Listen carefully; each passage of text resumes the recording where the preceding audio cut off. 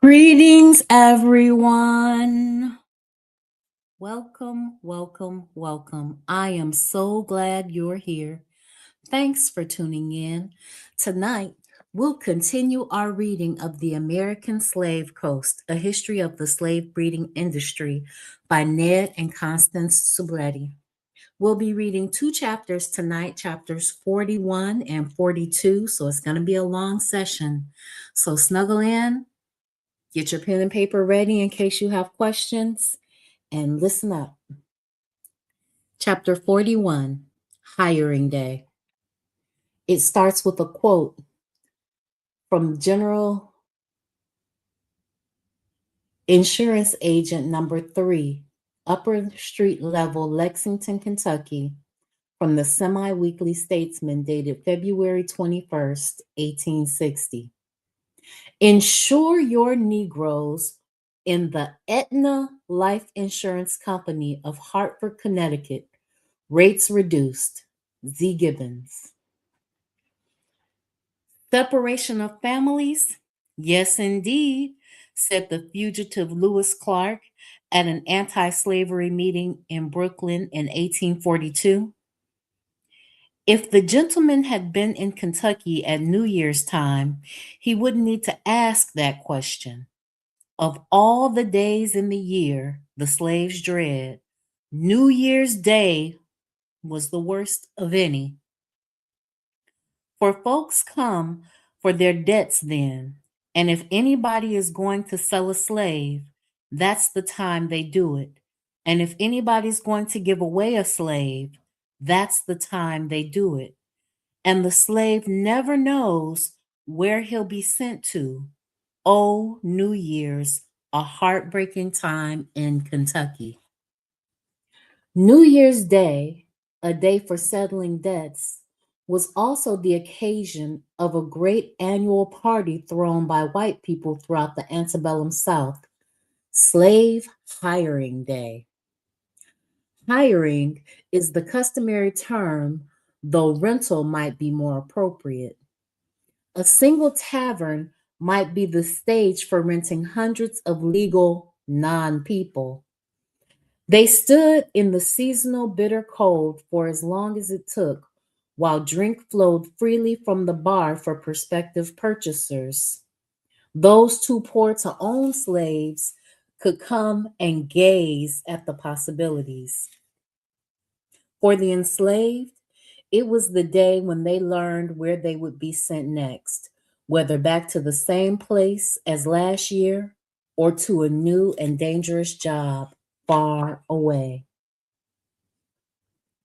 To be a slave mother New Year's Day comes laden with peculiar sorrows, wrote Harriet Jacobs. She sits on her cold cabin floor, watching the children, who may all be torn away from her the next morning. And often does she wish that she and they might die before the dawn comes. For some, this system was made into a traumatic experience of being auctioned off into an annual event. Them old red-headed yaps would bid us off to the highest bidder, and we couldn't do nothing but pray, recalled one formerly enslaved Tennessean. Yes, fine times for them, but awful for us po niggers. Yes'm, they would cry you off to the highest bidder for the next year, one by one. We had to get up on the block and he'd bid us off. All sorts of service occupations throughout the South were done by rented out slaves who, in a year's contract, typically earned their owners between 10 and 20% of their sale value, besides relieving him or her of the necessity of housing, clothing, and feeding them. Those wages must represent exactly the cost of labor, noted Frederick Law Olmsted. They were typically paid to the slave owner at year's end, though sometimes they were paid monthly or quarterly with a security deposit and a bond required. For the enslaved person, this could be a relatively advantageous situation, as it would be much preferable to be enslaved in town than on a plantation. And it was way better than being sold down south, or it could be atrocious. Slave hiring was a particularly common thing in Virginia, where there was less plantation work to do and where there was a variety of other kinds of work suited for slave labor. By the 1850s, Virginia's economy had diversified.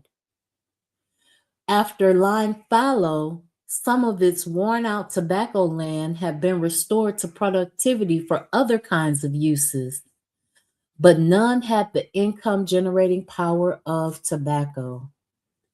Frederick Bancroft described hiring as a restricted kind of slave sale and emphasized the importance of prestige to both the owner and the slave hirer.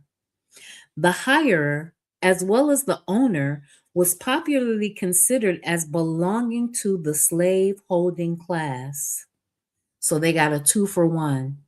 I'd also like to take a moment to talk about urban slavery, where they hired you out and you made money, but you had to give your money to the owner.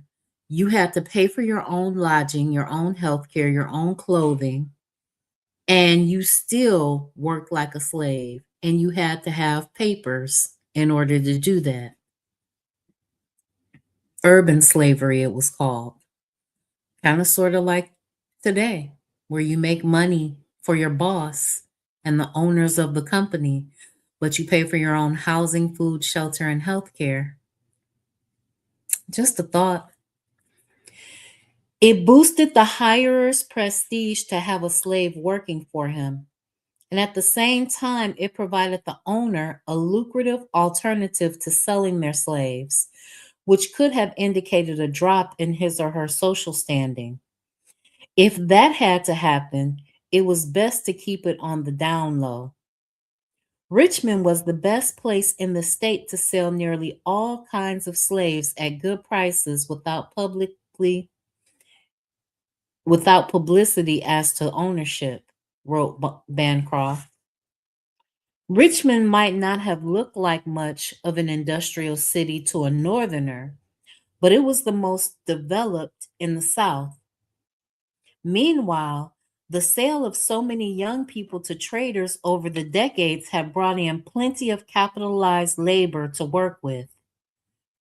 Virginia had the most railroad mileage of any southern state at 1,771.16 miles in 1860, more than four times that of Maryland. The completion of several rail lines in Virginia coincided with a dramatic surge in the prices of tobacco, wheat, and corn, writes John J. Zabori. The railroads so reduced transportation costs that Virginia farmers shipped more of their products more cheaply to Virginia's growing urban centers. Railroads made possible the cultivation of new lands, increasing the state's development. They also made it easier to ship slaves, as a visitor can still perceive today, despite the subsequent destruction of the town's core. Richmond's teeming slave mart district of the 1850s was located by the town's railroad center. A traveler in 1856 wrote, "You notice that every train going south has just such a crowd of slaves on board, 20 or more, in a nigger car, which is very generally also the smoking car and sometimes the baggage car. You notice that these slaves, whom you constantly meet going south in the traders' hands, are not old men and women, or by any means malicious looking ones, but they are, for the most part, apparently picked slaves, boys and girls, or young men and women, 18, 20. as old as 25. Trade in Richmond was located in an approximately 30-block area between 15th and 19th Streets in the low-lying part of a town called Shockbow Bottom, for which the large, comfortable Oddfellows Hall between 14th and 15th Street on Franklin served as an auction site.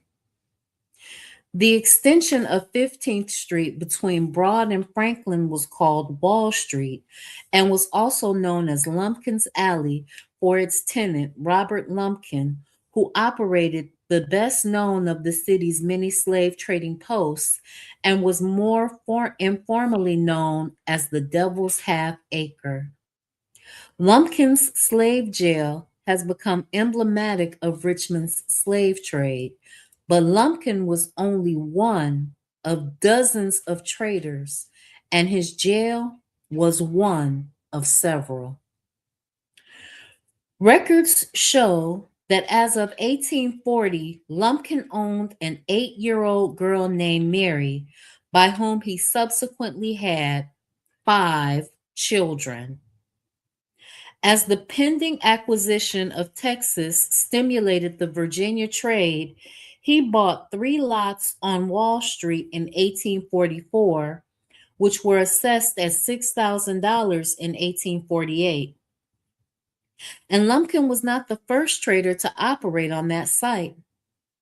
The Richmond trader Bacon Tate was operating there in the early 1830s, and he built the brick jail Lumpkin later used. Tate sold it to the trader Lewis A. Collier, who made further improvements but was ruined by the post-Jackson Depression. The Bank of Virginia took possession of the property in 1844 and sold it to Lumpkin, the pedophile. As was typical of larger slave jails, there were 4 buildings to the compound. One was a boarding house for visiting traders. Another was a kitchen or canteen. The filthy Shockoe Creek ran through the property, and the slave jail itself was down in the bottom of the embankment on the lowest, muddiest, least desirable piece of ground. Like other jails, it had a whipping room. The Reverend A.M. Newman of Opelousas, Louisiana, who as a boy was sent to be whipped there in 1862, recalled that on the floor of that room were rings.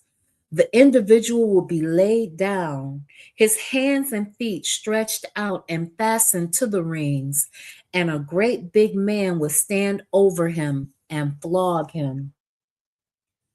Lumpkin lived in the main building together with Mary, now his concubine, the yellow woman who had given Anthony Burns a hymnal, and their 5 white-looking children, Martha, Annie, Robert, Richard, and John. Martha and Annie were sent to be educated by Mrs. John C. Cowell's Female Seminary in Ipswich, Massachusetts, where they ran no risk of being sold as fancy girls if their father should fall into debt. Ultimately, all 5 children were sent to live in Pennsylvania, where Lumpkin owned property. He freed Mary by 1857, when she appears as a free woman of color in the Richmond court records. However, while Mary may have been referred to in the daily presence and parlance as his wife, the state of Virginia prohibited interracial marriages in the United States until 1967, when the decision of Loving versus Virginia came down from the Supreme Court. The prices in Richmond were the lowest of any of the major slave markets because it was primarily a wholesale market for export. So some enterprising Virginians found it an attractive business proposition to buy slaves there specifically in order to rent them out locally, doubling their money in a few years. Many small slaveholders lived on the income that one or a few enslaved laborers earned by working for others. This was an especially important nest egg for slaveholding widows and even for mentally incompetent persons who had inherited slaves. Churches received income by renting out the services of their captives. To transact all this business, there were specialized employment agencies dedicated to renting out slave labor. Every Southern town had them. Southern municipalities made money from taxes and fees on slave rental, sometimes requiring the purchase of a numbered badge that had to be worn by the rented slave. Even those people who were too old to be sold to a trader for export as cotton field labor might still bring in a comfortable income locally as domestic servants or other types of workers. Hotel and boarding house guests were commonly attended to by rented slaves. Frederick Law Olmsted marveled at the quality of service he received at his hotel in Richmond, where a middle aged enslaved man named Henry, who, according to the hotel owner, would have been worth about $2,000 if he had been a little younger, becomes your servant while you are in your room. He asks at night when he comes to request your boots, at what time he shall come in the morning. And then, without being exactly punctual, he comes quietly in, makes your fire, sets the boots before it, brushes and arranges your clothes, lays out your linen, arranges your dressing gear, asks if you want anything else of him before breakfast, opens the shutters, and then he goes off to the next room. Every kind of work could be contracted for, from wet nursing to piloting a boat. Field hands, washers and ironers, cooks, porters, waiters, housemaids, plain mechanics of various kinds, and half grown boys and girls were numerous in nearly all hiring markets, writes Bancroft. For the enslaved, a job in even a small city was much preferable to field labor. Besides making it easier to abscond, it also allowed the merchandise opportunities to do business, which many did with great eagerness when they had the opportunity. While visiting Macon, Georgia in April of 1907, Bancroft interviewed a formerly enslaved man named Henry G. Griffin, who was, he said, bought twice via mortgage, once at the age of 11 months and again at the age of 16 years. At first, he worked in a store nearly like a clerk, as Bancroft put it. Then, in Griffin's words, I sampled cotton for E.A. Wilcox, who paid to Griffin's owner at a rate of $30 a month for me. All the same cotton was given to the samplers. Sometimes there were 40 or 50 pounds a day. They gave him a steady stream of something sellable. Griffin was treated rather well, he recalled, meaning that he was not separated from his family and that he could make some money at his job. Griffin took Bancroft sightseeing Southern style to the barred windows of the Brick City Guardhouse on the east side of 4th Street between Cherry and Poplar Place. As was the norm in Southern jails, slaves could be sent for whipping. Speaking as an eyewitness, Griffin recalled that they were beaten in the most common slave whipping positions, stretched out, face down, with their hands and feet tied. Women, said Griffin, were stretched on the ground with a hole beneath their bellies so that there was no chance of striking their stomachs, wrote Bancroft. Or, though Bancroft didn't put it this way, if they were pregnant, the valuable fetus would be protected while the mother was being, well, the customary term was corrected. The great peril of being hired out was that the hirer, who had no long term stake in the laborer's well being, might work him or her abusively hard, assign them a dangerous job, or simply beat the daylights out of him or her. Accidents of all types were common, nowhere more than in the industrial jobs given to slaves. Underground mining was particularly dangerous, but many types of occupational accidents were common. Slaveholders typically required the hirer to take out insurance, so slave hiring was a boon to insurance companies, as we read at the beginning of the chapter where Aetna was insuring slaves. By custom, slave hiring contracts were for 1 year, commencing on January 2nd and ending on Christmas Eve when the contract became payable. Then, the hired out people would return home for a brief, heartbreaking reunion with their families, perhaps learning that their loved ones had died or been sold away during the year. Some enslaved people, typically the highest skilled workers, such as carpenters, were sometimes allowed to hire themselves out. The repeated laws against the practice make it clear how common it was for them to handle the transaction themselves and live in their own quarters in town, paying their owner his or her fee and keeping any surplus for themselves. But many were merely transferred from abusive master to abusive master.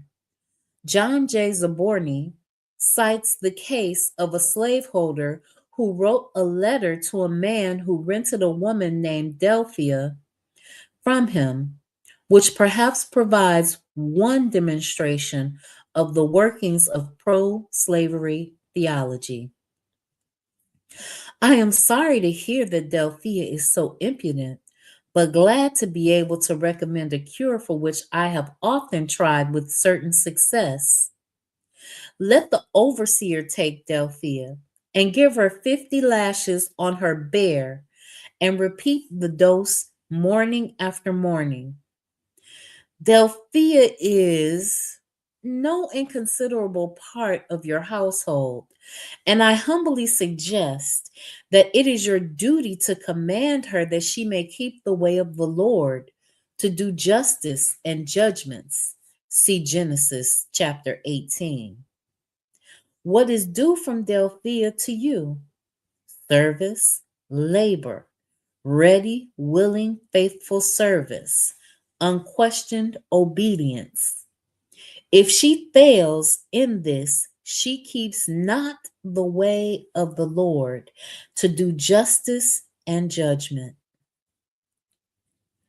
In 1850, Richmond, the larger hirers of young enslaved males were the tobacco factories, which prepared raw tobacco for chewing or smoking. Zaborny estimates that about half of the tobacco factory's labor force consisted of hired slaves in 1850 and two-thirds in 1860, by which time there were 49 tobacco factories in the town hiring out about 3,400 laborers. The tobacco factories did not house the workers, but they gave them an allowance to rent lodgings on their own, creating an entire class of enslaved urban consumers with a little pocket money.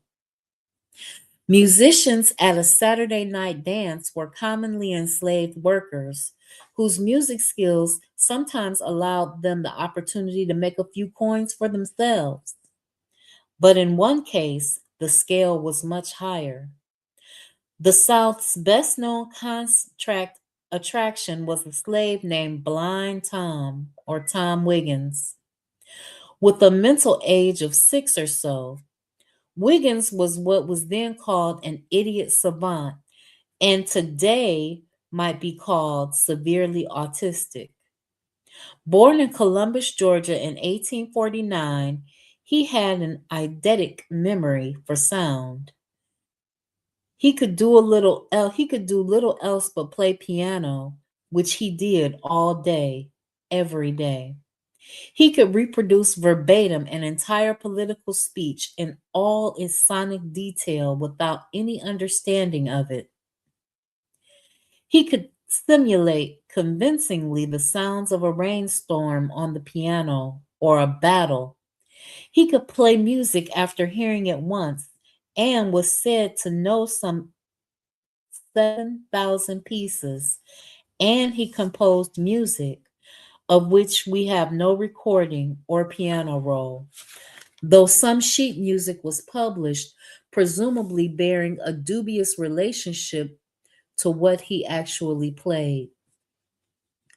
Tom's curious extreme talent probably saved him from the common fate of handicapped slave children and early death. His master, the Columbus lawyer known as General James Neal Bethune, made a fortune touring Wiggins, taking in over $100,000 a year from London concerts alone in 1866, with a guardian agreement negotiated in 1864 that allowed Bethune to retain 90% of his no longer enslaved clients' earnings. Until the end of slavery, Blind Tom did not play in the free soil states where he might have been subject to confiscation from Bethune, but he was a familiar figure on the concert circuit in the South.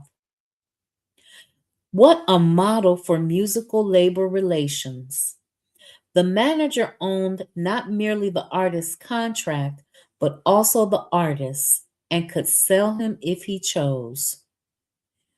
Lewis Hughes noted the impact on Blind Tom's concert in Memphis, saying, "People came from far and near to hear him.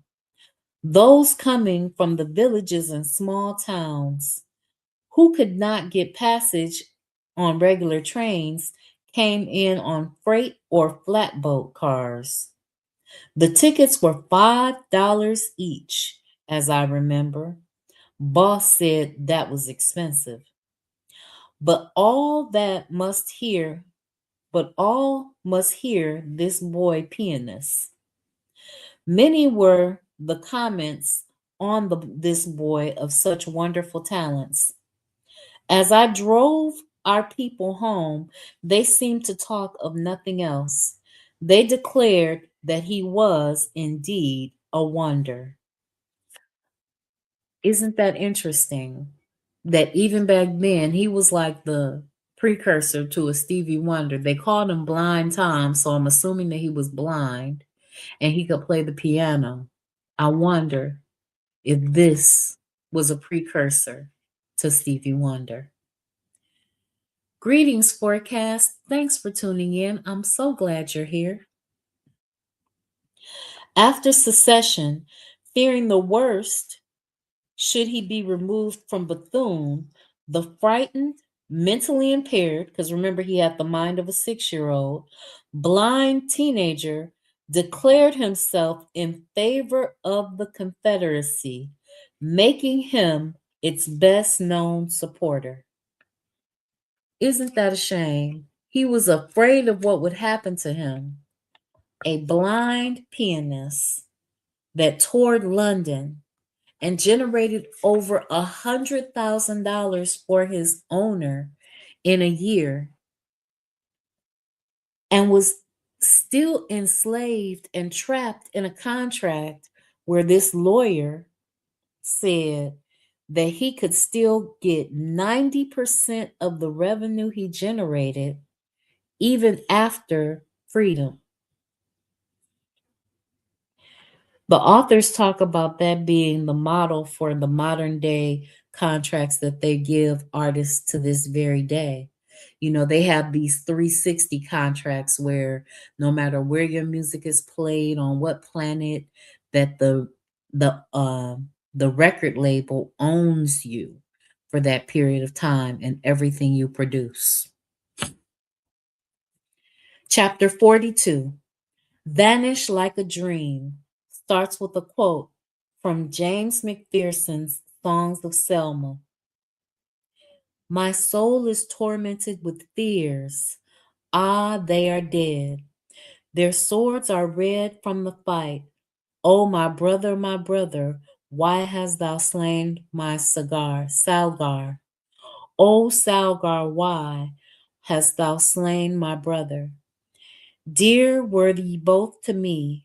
What shall I say in your praise? Thou went fair on the hill among thousands. He was terrible in fight. Speak to me, hear my voice, hear me, song of my love. They are silent, silent forever. Cold, cold are their breasts of clay. Oh, from the rock on the hill, from the top of the windy steep, speak, ye ghosts of the dead, speak. I will not be afraid. Whither thou art gone to rest, in what cave of the hill shall I find the departed? No feeble voice on the gale, no answer half drowned in the storm.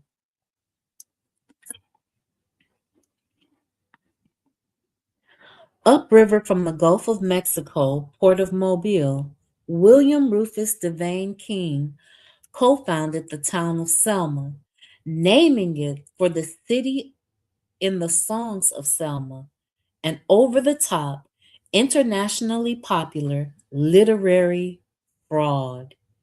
Purportedly a collection of Celtic texts by an ancient Gaelic bard named Ossian, Songs of Selma, was accepted by the reading public as genuine, but it was the fabrication of James McPherson, who seemed to have dressed folk tales up in ludicrously overwrought language, marking a worldwide literary trend toward kitschy hyper-romanticism.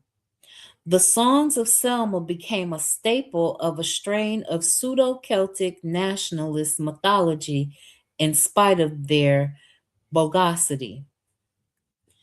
King's family had done so well in the land scramble that they were the largest slaveholding family in the state.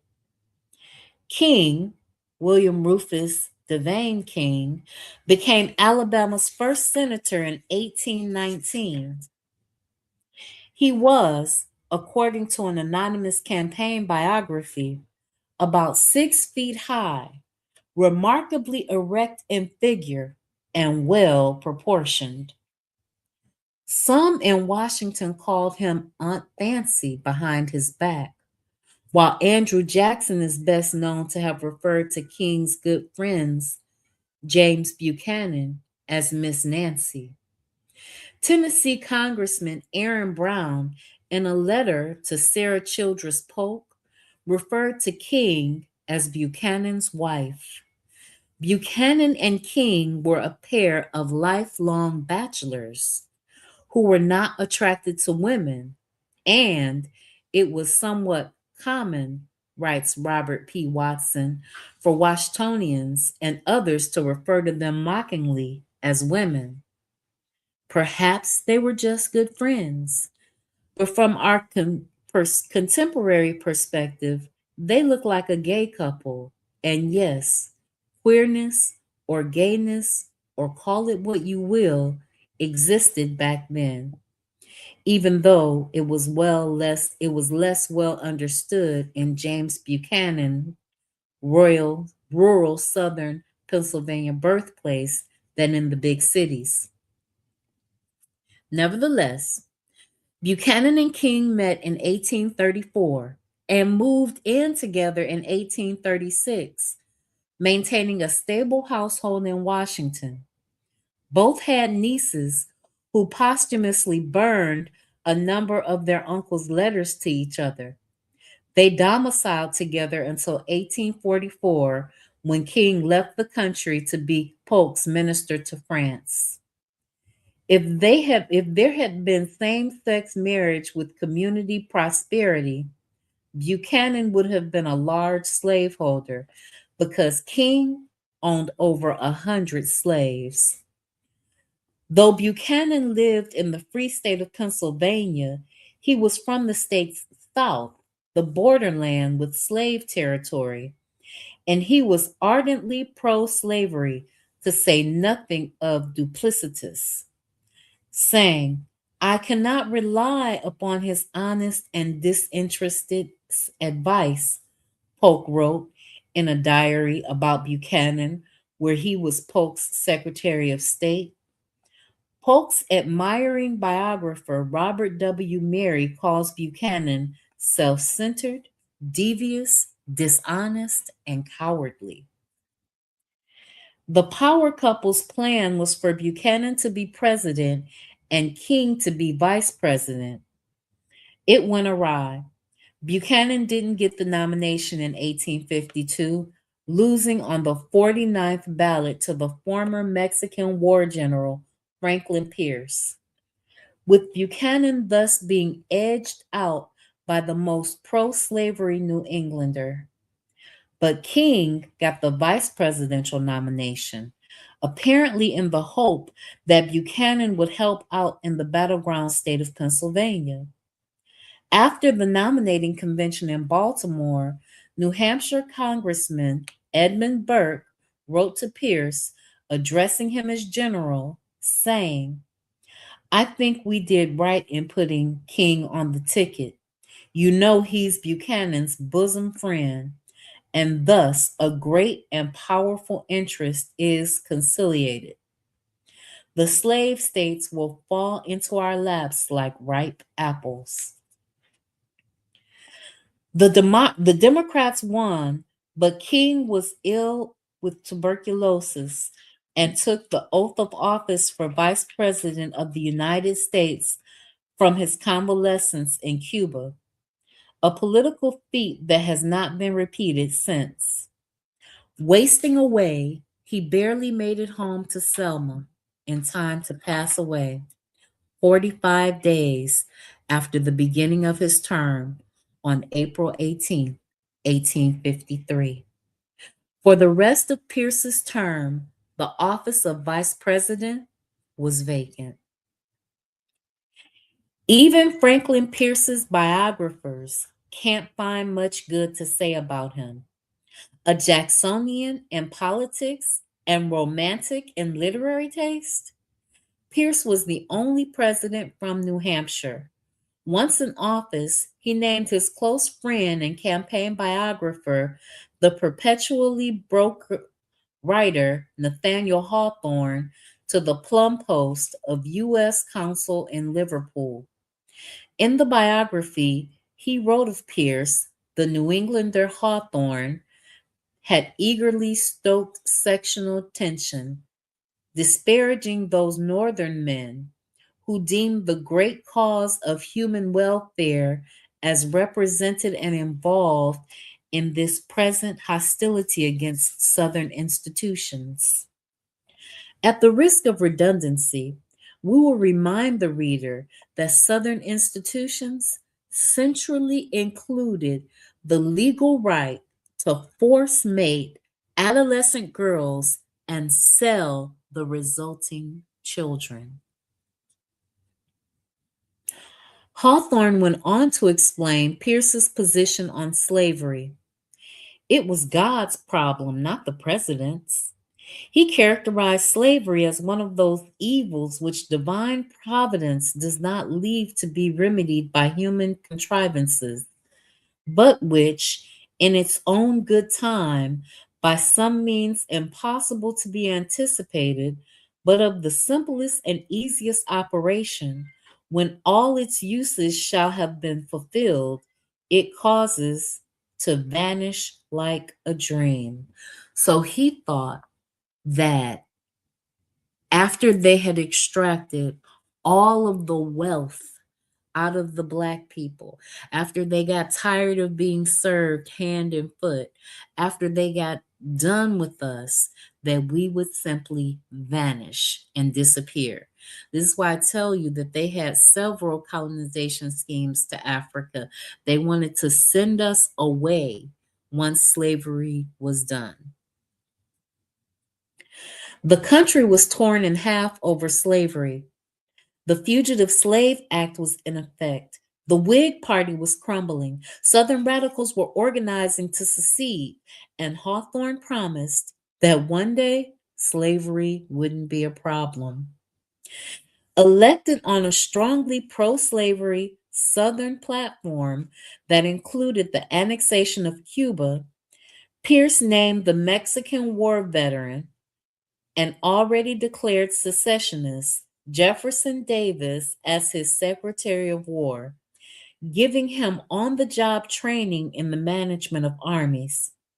For his part, Jefferson Davis was urgently interested in a southern route for the proposed transcontinental railroad.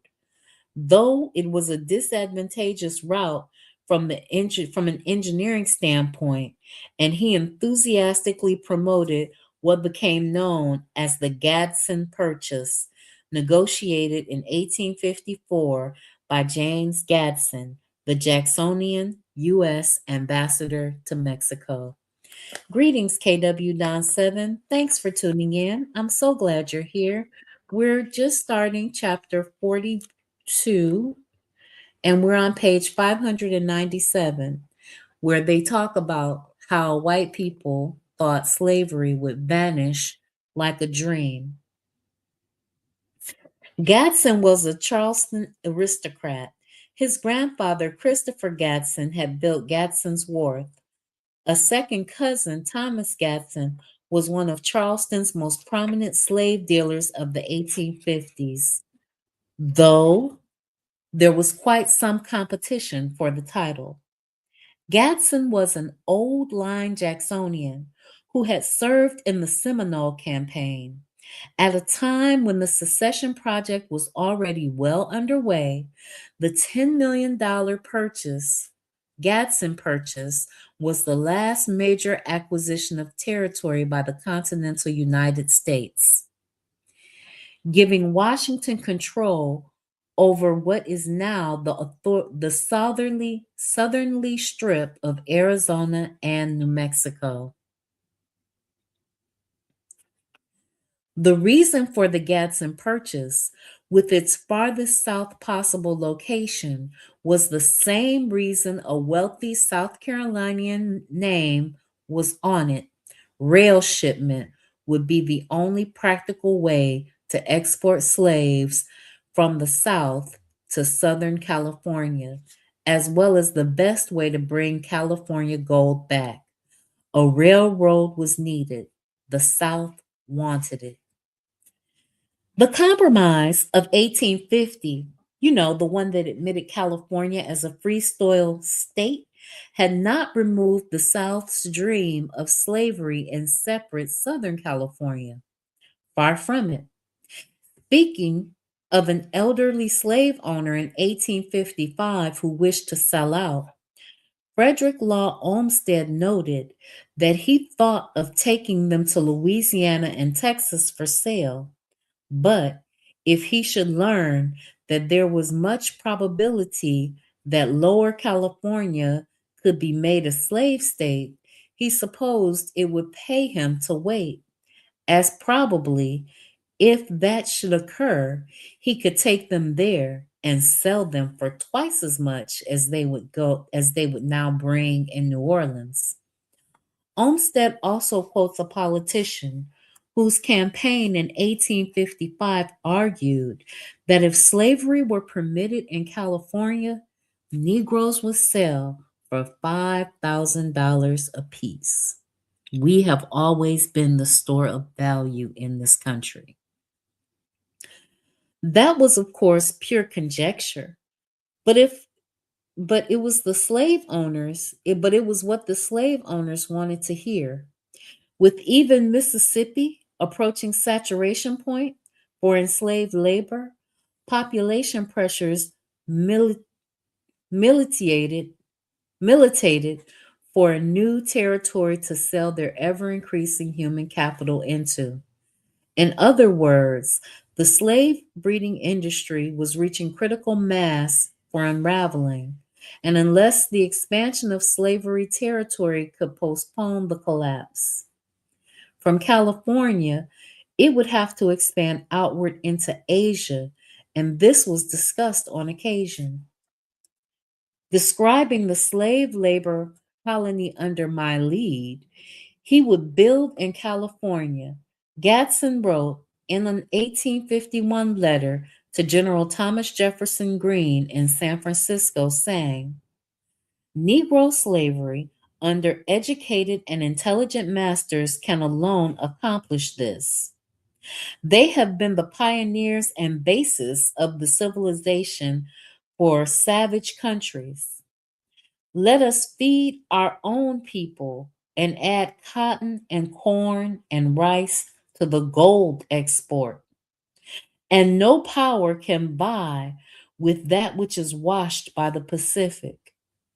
Our men could thus, by the season for mining, be employed in extracting the gold, while the women and boys could raise their food and raiment. I will make our road as we go by an organized corps of pioneers and axemen and reach California with both Negroes and animals in full vigor to go to work. Greetings, real black gentlemen. Thanks so much for tuning in. We're on page 599 of the text, which is called The American Slave Coast, A History of Slave Breeding A History of Slave Breeding. Meanwhile, schemes for expanding the empire of slavery into Latin America proliferated. As President Pierce managed to remove Buchanan from his immediate sphere of intrigue by sending him to England in 1853 as an ambassador to the court of St. James, where he worked toward the long-time dream of annexation of Cuba, he traveled to Ostend, Belgium, where he met with Pierre Soule and Virginia's John Mason, the former of whom was then Pierre's Minister of Spain, and the latter Minister to France, to formulate aggressive documents, largely written by Soule. Published in October of 1854, the Ostend Manifesto announced U.S. plans to acquire Cuba by purchase if possible, but if not, it warned, in a classical piece of Southern hyperbole, by every law, human and divine, we shall be justified in wresting it from Spain if we possess the power. So they were willing to go to war to take over Cuba. The manifesto also made a different case for the annexation of Cuba, that of self defense against slave rebellion, invoking the possibility that an Africanized Cuba might become a second San Domingo, and arguing that taking Cuba would be justified upon the very same principle that would verify and justify an individual in tearing down and burning the house of his neighbor if there were no other means of preventing the flames from destroying his own home.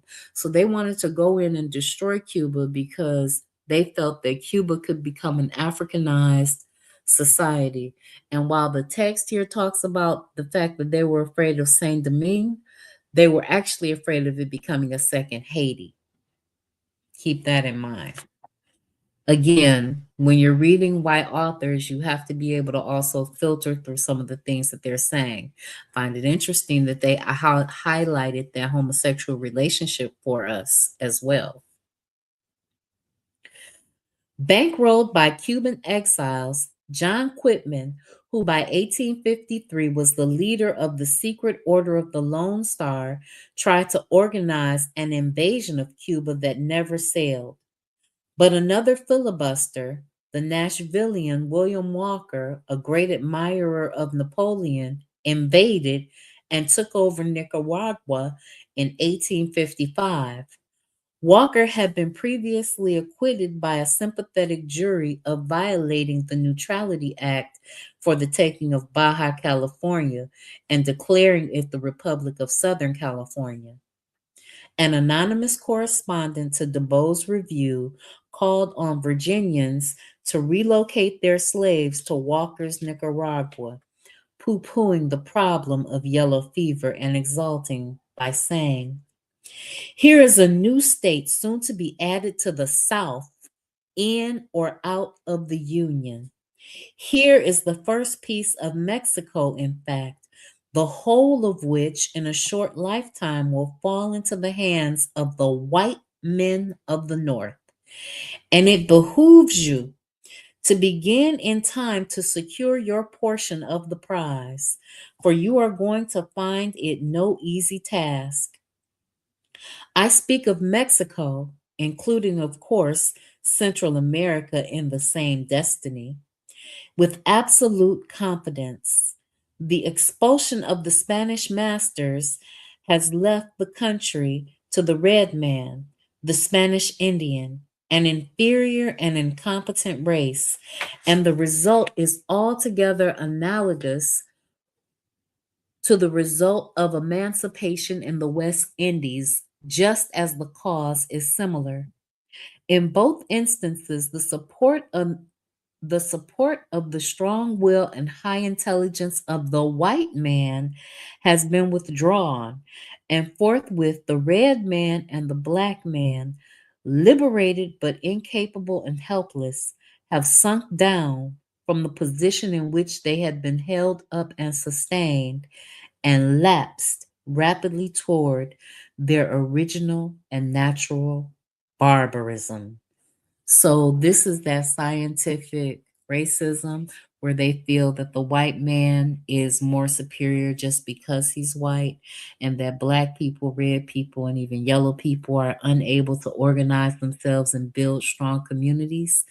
What he's saying here is that they need a white man to come in and organize their society because the white man is not barbarous like the black man and the red man are.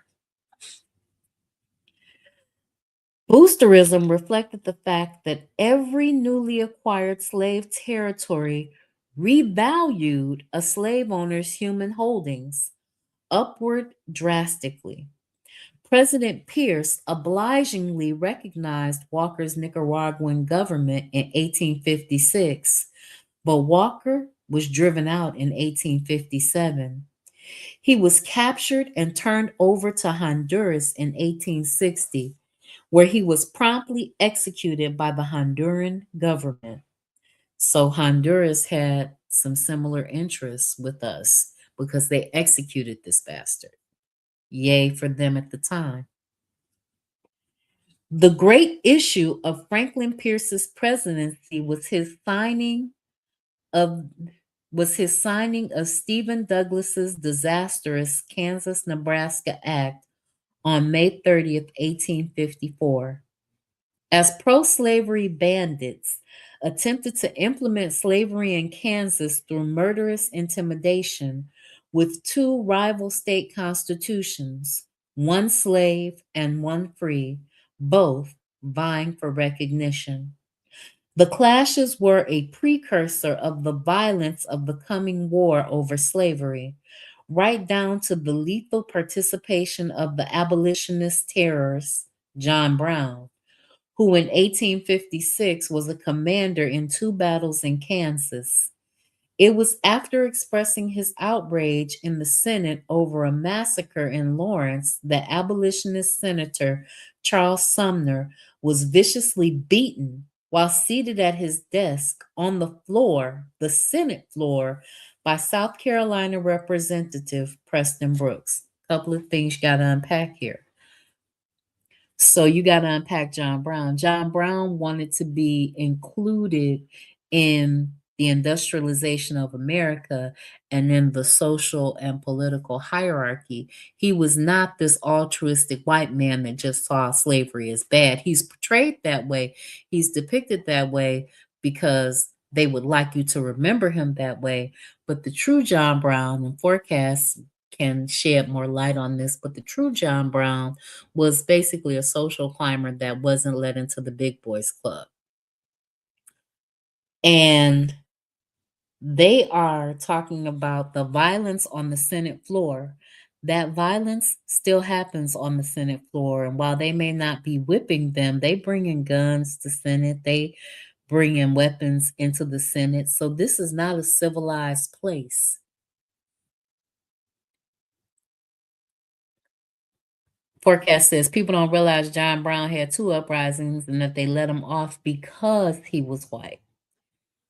So, unpack that and understand that these people are not our friends. And Charles Sumner, we'll talk more about him later. I'll do a short discussion on him later, but these people were not our friends. They were not these altruistic white people that wanted to abolish slavery because it was wrong. When it was that when slavery was against their economic, social, political, or geopolitical interests, then they wanted to get rid of slavery. But if it didn't matter to them, it didn't matter to them.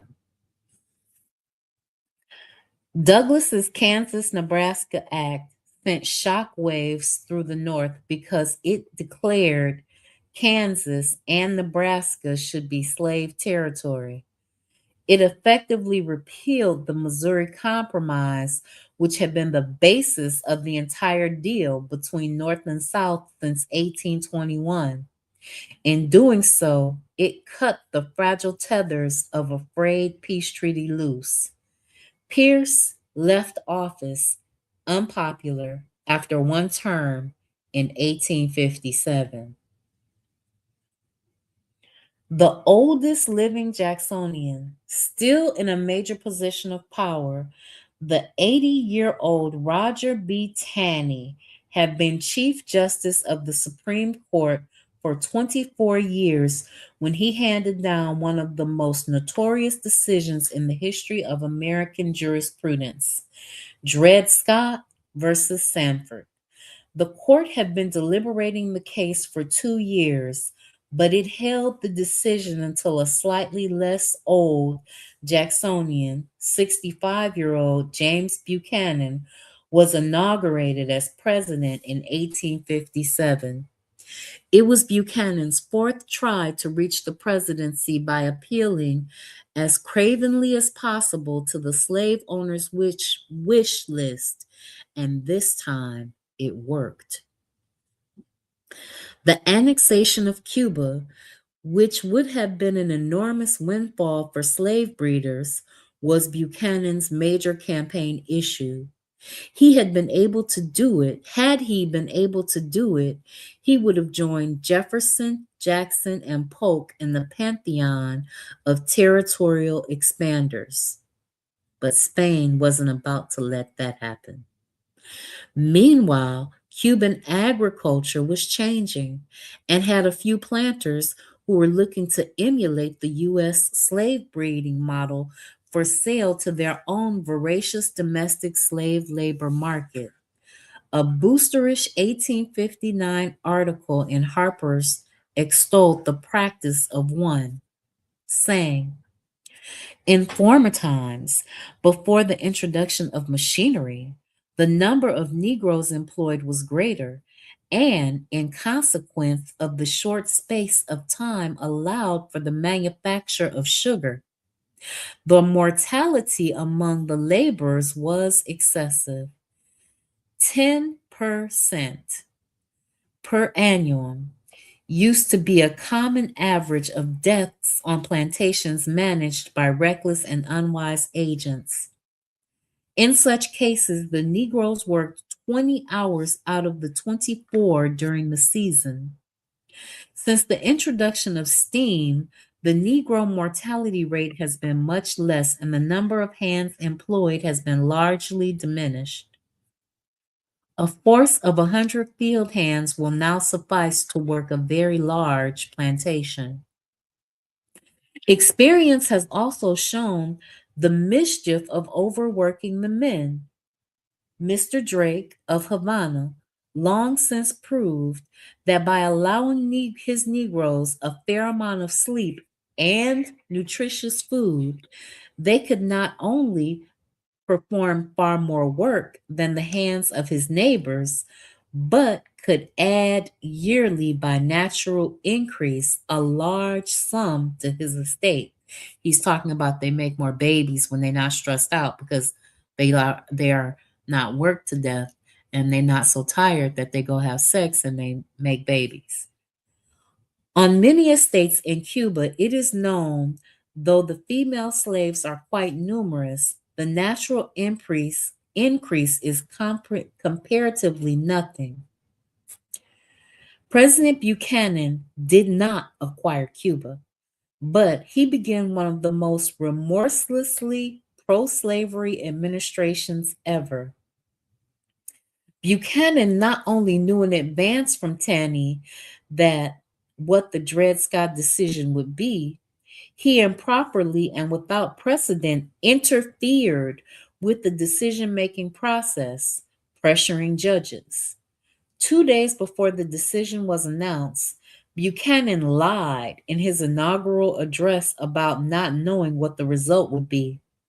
He promised, disingenuously, that to their decision in common with all good citizens, I shall cheerfully submit whatever this may be, though he already knew the outcome. That is what we now call a dog whistle, which is a message to those who could hear it. The ruling caused much anger in free soil states. Among other improper actions Buchanan took regarding the decision, he lobbied one court member from the North to support the majority ruling so as to make it look like less of a coup d'etat by the South. The Dred Scott decision was a political hardball, a blatant attempt to remodel American law to conform with the pro slavery agenda. It far overreached the limits of the case. It was the first overturning of a federal law by the court. The previous Marbury versus Madison having struck down only a single clause, Dred Scott declared the Missouri Compromise unconstitutional. The case had been making its way up the judicial pipeline since 1842. First it had turned on the enslaved plaintiff Dred Scott, who had been taken by his captor into the free states of Illinois and Wisconsin, and thus, Scott's lawyers argued, had become free. As the case progressed, it turned on a widow who wanted to keep Scott and his family enslaved. It became more complicated when the widow assigned the supposed ownership of Dred Scott to John F.A. Stanford, a New York lawyer. Now, before the Supreme Court, Stanford was arguing that never mind that as Scott's owner, he lived in a free state of New York. Scott was a slave, not a U.S. citizen, and therefore had no standing to sue. And Taney agreed with him, delivering his rambling, expansive opinion on March 5th, 1857, in what Frederick Douglass called a hell-black judgment. Taney held that slavery was a constitutionally protected form of property. He affirmed that the constitutionality of the hereditary perpetuity of slavery unto the nth generation throughout the United States. In his opinion, charged with key points of pro slavery ideology, He specifically addressed the Declaration of Independence assertion that all men are created equal by saying, "It is too clear for dispute that the enslaved African race were not intended to be included and formed no part of the people who framed and adopted this declaration.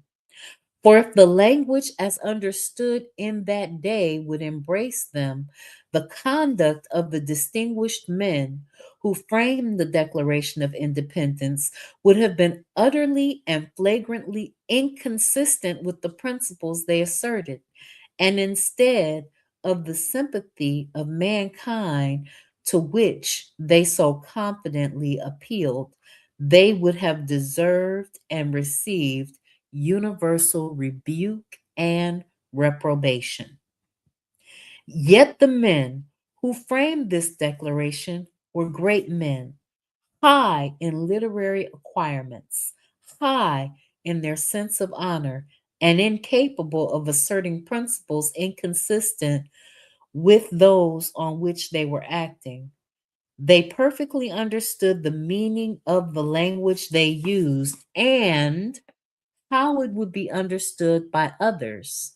And they knew that it would not in any part of the civilized world be supposed to embrace the Negro race, which, by common consent, had been excluded from civilized governments and the family of nations and doomed to slavery.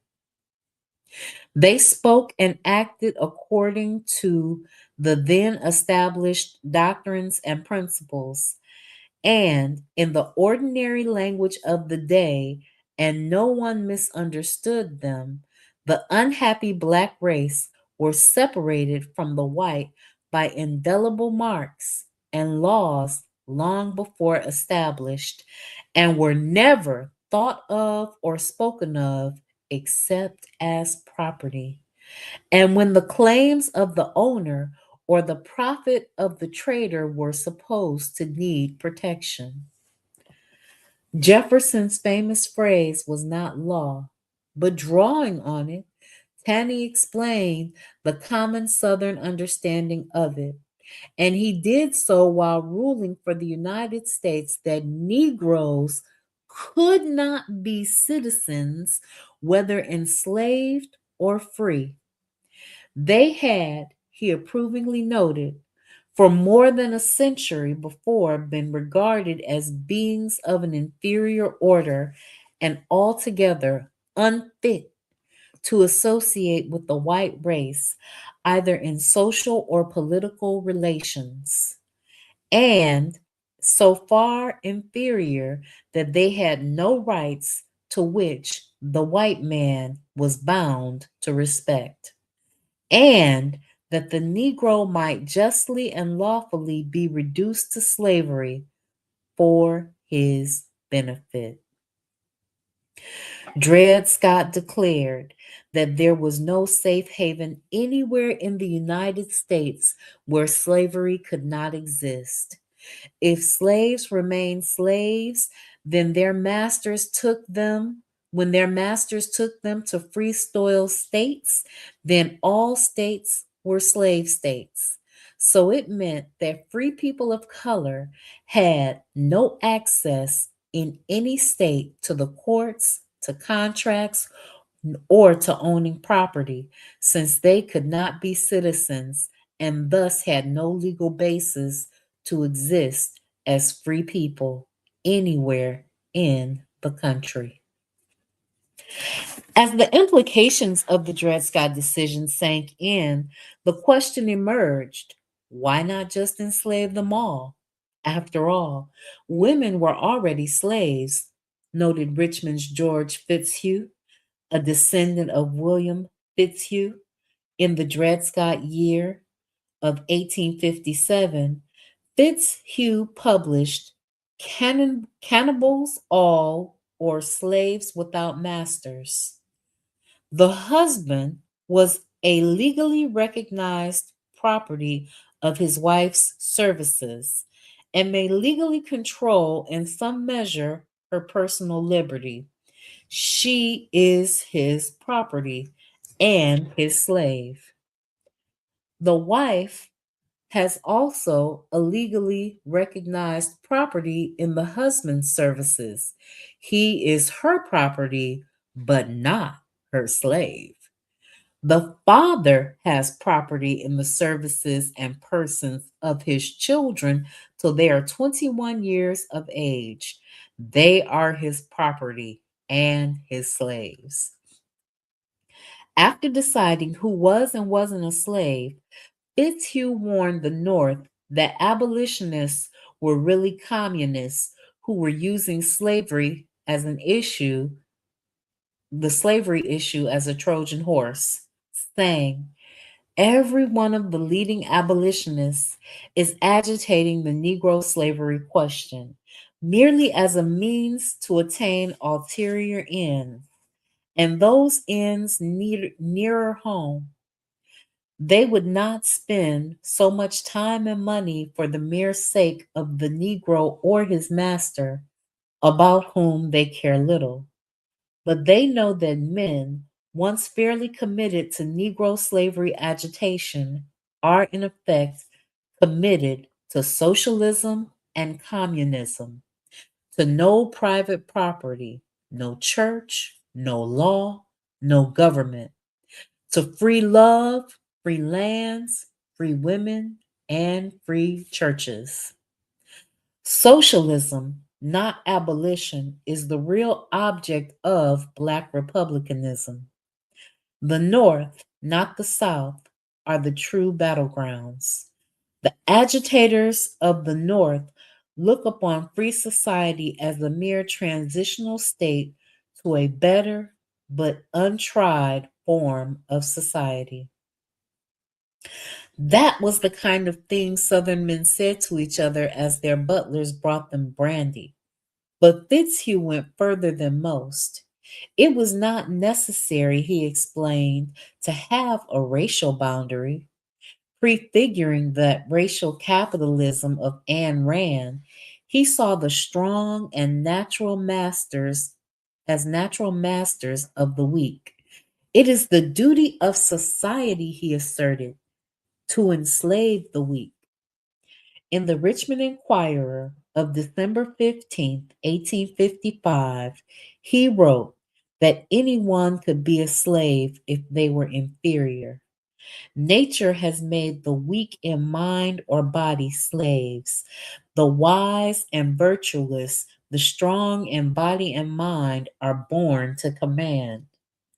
Dispensing, as it did, with the Jacksonian notion of white caste solidarity, that was an extreme position, even in the South, and it was not widely a popular one. The color line was too useful and too sacred to be discarded. But if Fitzhugh was a fringe theorist, he was a widely read one. And, writes Eugene Genovese, the Southern intelligentsia certainly appreciated him. The notion that slavery was a proper social system for all labor, not merely for Black labor, did not arise as a last minute rationalization. It grew steadily as part of the growing self awareness of the planter class. So these people felt like even white people should also be enslaved and were slaves already, in a sense. But only the white man who was a planter, he was at the top of the pecking order. And even then, they isolated because only certain white men of a certain social standing had full rights in this country. As the genetic distinction between European and African continued to erode, the skin lightening process was well underway in the upper echelons of enslaved society. Frederick Law Olmsted had noted as much in his much read travel account that in Virginia, I am surprised at the number of fine looking mulattoes or nearly white colored persons that I see. The majority of those with whom I have come personally in contact are such. Travelers' accounts of Southern slave auctions commonly mention seeing one or another white looking person being sold as a Negro. As slave catchers kidnapped free people for sale down south, even white people began to feel personally threatened. If, for example, a white man's daughter were to be denounced as a fugitive slave, the local lawman would be required to deliver her to the marshal without so much as a hearing. With the Fugitive Slave Act compelling the deliverance of an accused slave to a slave catcher without due process, it seemed that there might be no place where free labor didn't have to compete with slave labor, which was really their issue. It seemed that if the Southerners got their way, all labor would be slave labor, whether black or white, or to use the current then term, amalgamated. Slave owners incorrectly thought that the North would enslave them by making black slaves into their masters. Increasingly, the laborers of the North correctly thought that the South wanted slavery everywhere. So, as you can see, they were not fighting for us when it comes to abolitionists. They were fighting for themselves. They wanted to be paid. They did not want to compete with slave labor. They did not want to have a situation where white labor could be co opted. They did not want to have a situation where white people could be re enslaved. They simply wanted a situation where they could be paid for the jobs and the work that they did. To be in the planter class was the aspirational goal of all white people because they have a class struggle that we are not party to. And this whole situation, this whole thought process of they were coming to our aid is a farce. They were coming to their own aid because white people were going to be enslaved as well. And they were going to carry slavery throughout the entire nation because they had in their hands the Dred Scott case. They had in their hands the Fugitive Slave Act. They couldn't keep their penises in their pants. And they put themselves in a situation where they were willing and able to procreate with Black people to make a slave class that looked almost white. And so regular white folks got to the point where they were now threatened by the slavery system. Greetings, Forecast. How are you this evening? Hey, how you doing, Matron? I appreciate you letting me on here. Let me on here. Thank you for coming up. I appreciate you. Thank you for tuning in. Yeah, and I ain't gonna be too long on here, but and I want to say too, and correct me if I'm wrong on anything like that, because if it's only a few people that I trust as far as like correcting me on history, is like you are one of them, you know. Um, and first, like you mentioned a couple things, you know, like yo, even with the scientific racism, you know, I just find it interesting how they like even how they categorize it because they will even admit that yeah black people was first but they quote unquote evolved, right? So that's the kind of scientific part behind it, right? But then how they just used to use our bodies for experiments and stuff, you know. um and then of course you mentioned John Brown. You already know that I had to say something about John Brown because black people seem to need this, hero, this white hero especially, right? But it's like you said about a lot of the abolitionists, they don't even like the guy that was before John Brown, just like John Brown, like a lot of times they was a part of the system, they was a part of the government, and then they got screwed over, they got mad, and then they wanted to rebel. And so to rebel, they was like, oh, well, I'll get this group of people and this group of people to rise up. But like that's all we needed, and then he was actually a part of another rebellion before the first one. Um, and they let him off and they killed all the black people who was involved in that one, but they let him off because he was white. And then they did it again. And then I do ask the question, right? If anybody knows the answer, um, what did John Brown actually kill any or get anybody? You know what I'm saying? So I don't know about that, but Yeah, I don't know about that either. I don't think that he killed anybody or freed anybody. I think that he just riled up a bunch of black people because he was not allowed to enter into their hierarchy of power. He was an outcast. And we have to accept the fact that he was simply rejecting a system that had rejected him. And so he turned to us. And we have been a useful tool in the hands of these people for so long that we didn't even see it. We don't look back and see it as them using us, but they use us to fight each other in their proxy wars. yeah, exactly. And it's like the first dude, because a lot of the like 5 percenters and like the Moorish people, they'll be like, oh, they made race during the Bacon's Rebellion. And I call him like the original John Brown, because he was the same way. He was a rich white dude who was a part of the government, but they kicked him out and he got mad because he wanted to go kill a bunch of Indians. And what they don't talk about abolitionists, a lot of them be like, it's like the Morderhand dude. It's like they think we stupid or something. They was like, well, yeah, they do commit all of these crimes and they are savages, but that's because of such and such. You know what I'm saying? But no, like you're the savage, not us.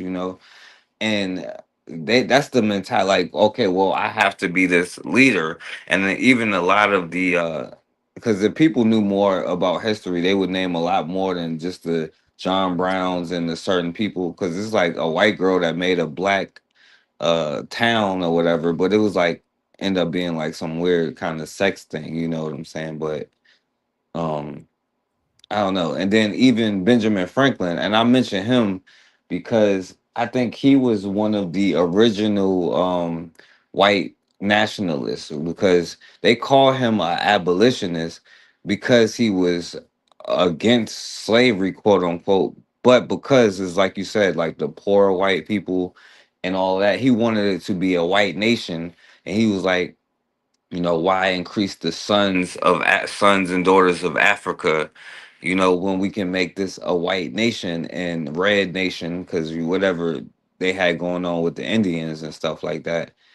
But they still call him an abolitionist because he was quote unquote against slavery, but he was just really trying not to bring black people over here, because he was like, well, whatever's happening today is gonna happen, you know what I'm saying? So he was like the original well, I guess it wasn't MAGA because it was just the regular Make America Great, you know what I'm saying? He not have to say again. So Yeah, um and not only that, but you have to remember he made most of his money advertising slave sales. Like when he was in his younger days, he had no qualms about slavery. He was pro-slavery. He owned slaves. And he didn't get abolitionist oriented, like you said, because he was benevolent towards black people. That was a white concern.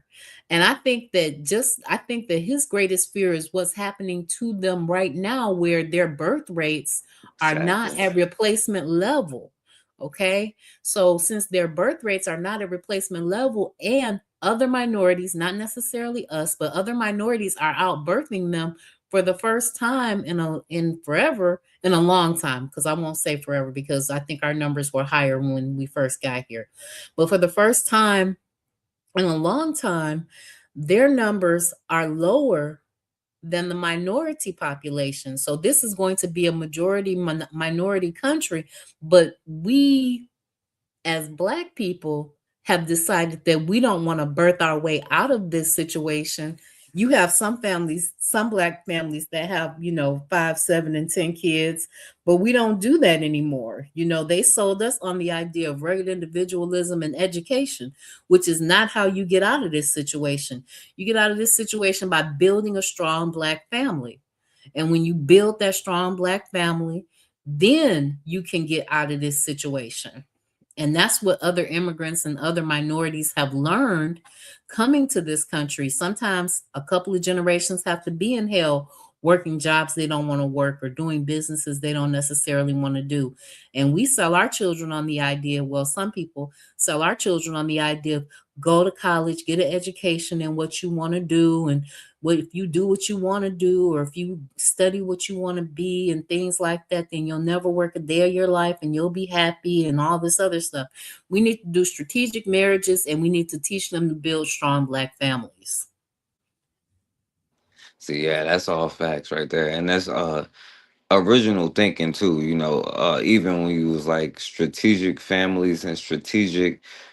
But it's also like we don't realize like their institutions. But yo, that's why I'm glad that you saying the stuff that you say, because like they listen to you, and you keeping it real. Like, and it's funny how like when you look at history, it always just like lines up. Like the stuff that you're saying lines up with everything that I learned about history, because like that's just how it operates. And these institutions that they've created makes us like, so when we go to school to learn about science or whatever, we be like, yo, I don't like science, I don't like math. Like you ain't even did an experiment in your life to know if you like science or not. You know what I'm saying? It's just that when you go to their schools, it's designed to make you feel a certain way.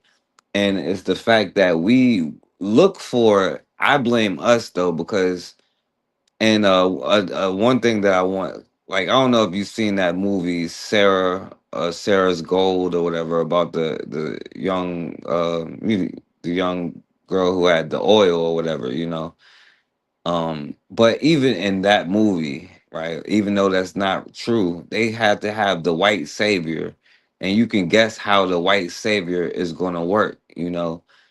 And I think that we were willing to give up all of this in the hopes that we can find this white savior, this John Brown or the Schwerner and Goodman. And it's crazy, like if they knew about the white girl that allegedly got killed down there, they would probably say her, you know what I'm saying? But I don't know what she was doing down there either, so I ain't gonna say it. But but I'm just saying, like, the fact that you can like the app, it's just like, that's why I use the what's the dude from the 50s, where he had that commission, that report, the something report or whatever. But anyway, like when they had that report about what racism is, it's that liberal, quote unquote, white person. But we don't realize that they have totally different goals. They don't want a country that does not protect them. They may be like, "Hey, I'm against police brutality," but they're not going to be down for a country that does not support their um what we call privilege or whatever. You know what I'm saying? No matter what it is. And that'll take me to the. You want to say something? Nope, I was just agreeing with you. You're right. They want a white hegemonic system and society that says if you're white, you're right and can do whatever you want to do. That's what they want. Hmm. And that's just for the last point, right? Because and this is the question that I have for you, because I'll stop saying it, and tell me the truth. You know what I'm saying? Now I say that Dred Scott has not been overturned, and I say that Black people are not citizens, right? Because what case has overturned it? Which law has overturned it? And people would say the 13th, I mean the 14th and the 15th Amendment, but I'm not going to give them the arguments or whatever, but you can look up the slaughterhouse cases to see that that's not true. You know what I'm saying? And what the 14th Amendment was really for. But as far as Dred Scott goes, do you think that it was overturned? Because I get it, you know what I'm saying? It's not like quote unquote Jim Crow, but like even with that, people don't realize that history is not so different. Like they think that white people was just walking in our houses, be smacking us in the face or something.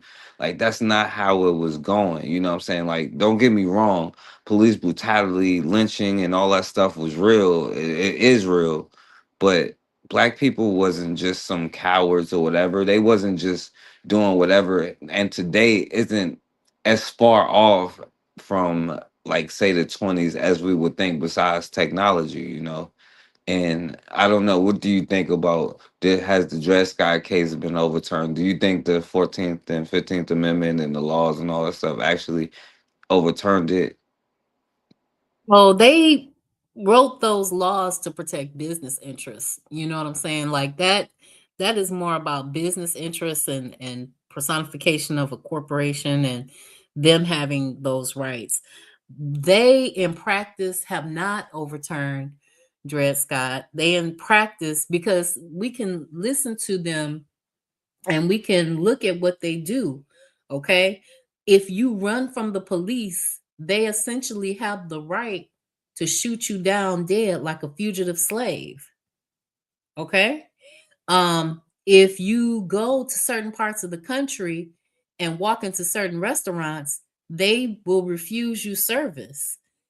If you go and get on a plane, how many times have we seen people using modes of conveyance being told that they don't belong in first class, or they don't belong in this rail car, or they don't belong in this type of vehicle, and they are stopped by police and harassed by everyday average white people in an attempt to dislodge this black person to put them back in their place. So no, it has not been overturned. Okay, yeah, and I appreciate you for answering that, because like all I say is like they are, I don't know why they do it, because you can just do it. They just like they do what they want to do. Like really, they can just be like, yo, if you don't do it, I'm gonna shoot you in the face. But they be like, they still lie anyway. And even in the law, right, in the 14th, 15th, all that stuff, is they went out the way to say persons, right? But the only way that you refer to is not a person, or not a full person. You know what I'm saying? So like they went out the way to put persons in the law, and then it made corporations persons, right? So now corporations aren't, they're their own individual, and there's been more lawsuits and stuff behind that. And then, like you said, when we see that, as far as their use of force and all of that stuff, and violence, and just how the laws work, it doesn't seem to have been overturned. But uh, even because I get people be like FBA and all that stuff, but I don't even make fun of that, because so many of us really think that we are like Americans and stuff, and that we need to be a part of their system and vote, and like don't even realize the circumstances that we're in. And I'm talking about even like loved ones and like my family and people in my life. It's just that Yeah. we don't even realize the situation we in. So Integration is a dream and always has been the dream. But it's a dream and you have to be asleep for it to be real. The the thing that I can say is that they have spent time strategically teaching generations of children that we hand over to them willingly into their public school system, teaching them that they can live in this multiracial society. One of the biggest lies that I was taught in school is that America is a melting pot, you know, and you just have to get mixed in and things like that so that you can smooth out the lumps. And we're all one big people. And nowhere on the planet does that work. There's a first class and a second class, and sometimes a third class citizen. In America, white is an integrationist ethnicity to the exclusion of black. So you can mix into white as long as you are not black. And even as black people, if you marry white, your children usually marry white because that's what they have an example of as functional. And then you become white because a lot of those FBA people, or a lot of people that could claim to be FBA, are walking around white today, which is my biggest issue with the FBA thing. And when you look at your family and things like that, like one of the things my mother said before she died was that she didn't want to pass on the pain of being black to her children, which kept us ignorant and in the dark. Okay. And I think that because they don't recognize the fact that that pain is transmitted epigenetically to us anyway, that they need to begin to make sense of the world for us, or else we'll begin to make sense and reason for ourselves. And that is what happened during our enslavement, is that they killed off they unalived the adults, and they allowed the children to tell stories and make up rumors and things like that about where they existed and how they existed and what they did. And those children then began to believe certain things and certain stories that were not true about white people. So this goes on and on and on until you sit down and you tell them the truth. Greetings, Anthony McPhail. How are you this evening? Thanks so much for tuning in. What up, my brother? Hey, how you doing, Matron? How you doing, Forecast? What's going on? Can y'all hear me? Yeah, Yeah, yeah, we good, can my hear you. brother. Yeah, how y'all doing? How everything going? Good. Everything is going good. Oh, that's great, man. I'm late to the party tonight, man, because I just got home, man. So, That's all right. You yeah, always bring something good to the table, so I'm yeah, excited to have you here. yes, ma'am. Yeah. So, I've been enjoying the reading. I was listening the other night. You was on kind of late the other night too. Yeah, I was on Uh, kind of late. uh, Yeah. yeah, so I got a chance to listen in a little bit then. But it's good to hear your voice, Mitch. You always come with that good word for us, everything. Those good teachings for us. And that's all I just really want to say, man. Just to make my acknowledgement publicly, man. We love you. We love it when you come on, man. When you give us these great readings and everything. That's pretty much all I want to say. Yeah. I appreciate it. Sometimes I have to go sing for my dinner, got to go do a job, or I have, because I make t-shirts and then I bake my cakes and stuff like that. Yes, So man. sometimes I have to go sing for my dinner to make Mhm. sure that I can pay some bills and keep the Yeah. household going. Yeah. I And know I'm the always feeling. going to come back. And Yes, I man. I know the feeling. appreciate you. I Yeah. appreciate the support that you give. I Yes, appreciate your man. presence. Yeah. I value each and every one of you. Yes, man. It's no accident that you're here. It's no accident that you find me and that you follow the things that we talk about and read about. I've been a little long-winded lately and a little long-winded in my posts, Yeah. but I've been on a tear about the fact that these are the things we need to teach our children, because we need to understand some things about how this world works and who these people really are. We don't have friends, we have interests, and if our interests align, then we can partner with them to get a job done. But if they do not align, we still have to have a core set of values within ourselves that picks us first as a people, instead of picking others as a people. That's why I'm not with, going out there and protesting and, ice out and all this other stuff. It's like that is their business, because they did not care and would not care if something like that was happening to us. They threatening us, telling us that, oh, y'all gonna be next and things like that. They are already doing that to us. They were already doing those things to us. They were already incarcerating us. They already had jump out boys and gang squads that was masked up, taking our young men off the street, talking about we don't know where he at. So, that was going on in the 80s, you know, and it's been going on continually. And I only say the 80s because that's as far back as I can go. I know that it happened before then in the 40s, the 50s, the 60s, the 30s, the 20s, where they had jump out boys, masked men coming around, taking up and picking up black people off the streets. And then you try to find them and you don't know where they at. That is not our issue right now. Our issue is our empowerment and our ability to be a cohesive unit and our ability to speak with one voice and our ability to get the idiot in office, some type of balance come the midterms. Because yes, we still have to think strategically about the political situation that we're in. And we have to do these things for ourselves and for our progeny, for our children, for the next generation.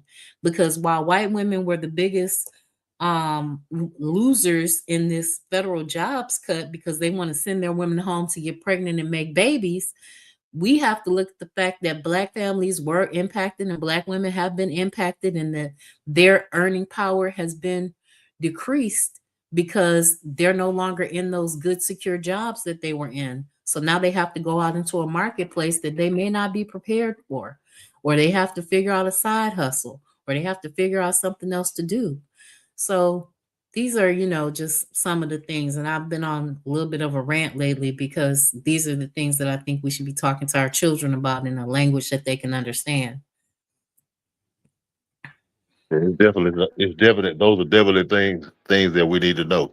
And I was just like briefly, when you talk about the protest, it's like Sister Barbara Sizemore used to say, black people still don't get it. You know what I'm saying? We running around and somebody protest. No, man, and like you said, I mean, talking about we next. Well, we've been next for 400 years. Right. You know what I'm saying? We've been getting it. We've been getting all of that. But like me and Forecast was talking. I say, man, this ain't nothing but a family dispute. These hunkies gonna be back together in a little bit. Yeah. You know what I'm saying? It ain't nothing but a family dispute. And when they when they squash their little old family dispute, that little old beef, guess what? Them same ones you see protesting gonna be the same ones right there with the rest of them on your black ass. You know what I'm saying? Looking at you. Right.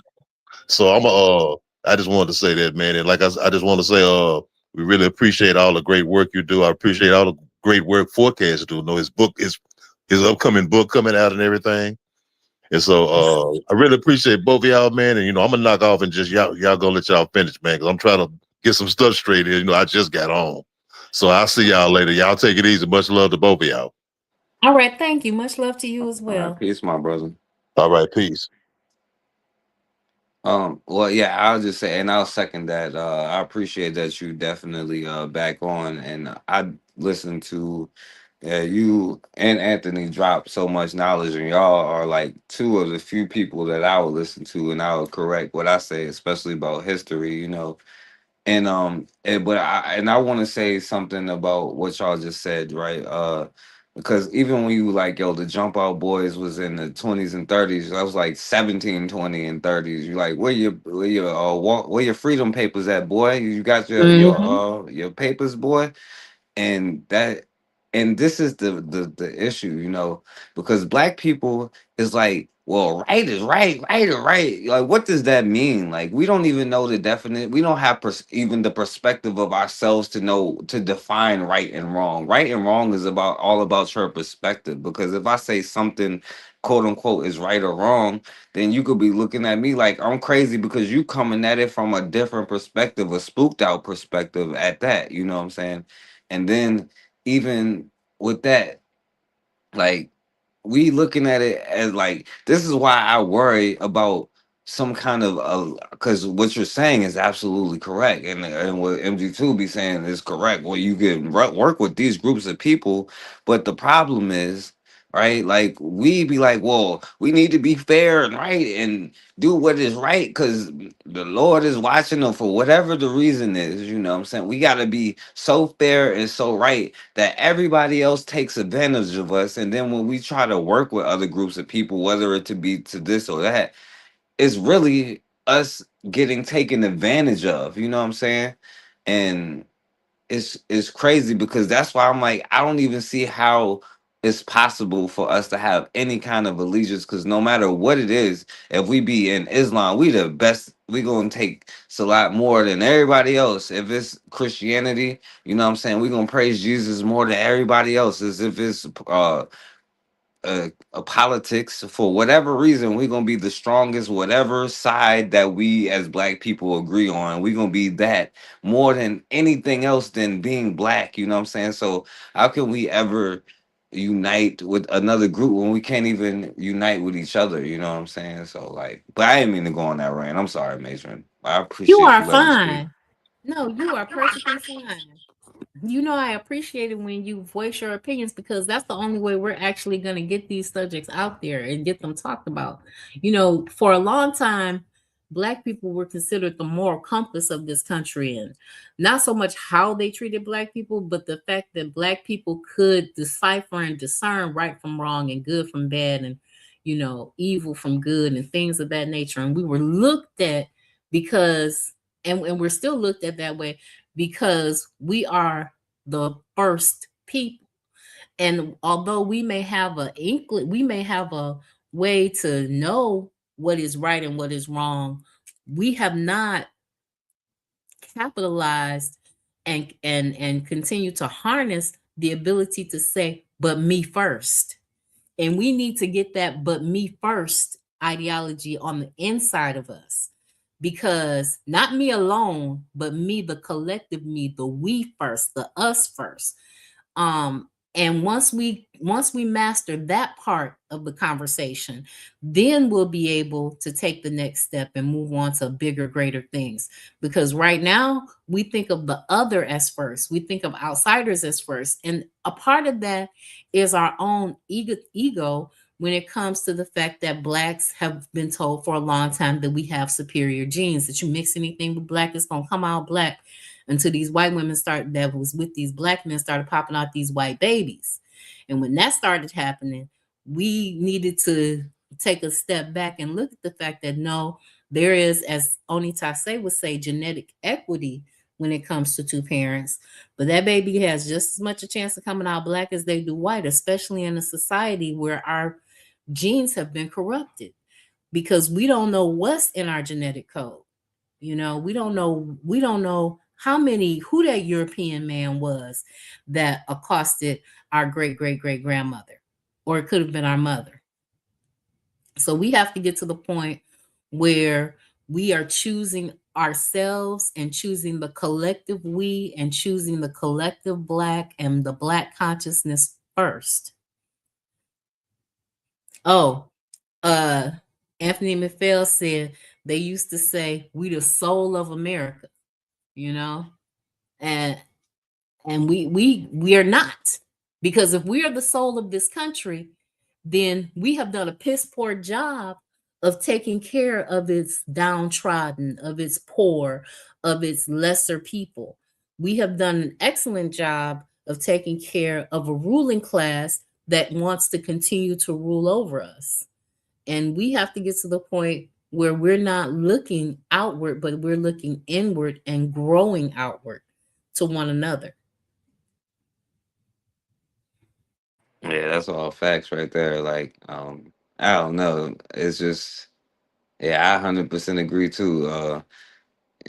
I don't know what to say because I get sad sometimes looking at the state that we are in, and the mentality we have been thoroughly integrated, and we will fight each other over other people's stuff. And it's like you said, they have trained us to be the soul of America because we are, the soul of America. Like, how did it get his money? By us giving us free labor. You know what I'm saying? How does they maintain their workforce throughout the history? Which is why a lot of the poor white people got mad and tried to kill you, and did a lot of the abolitionists was mad and tried to. That's why the white labor unions and all that stuff was created.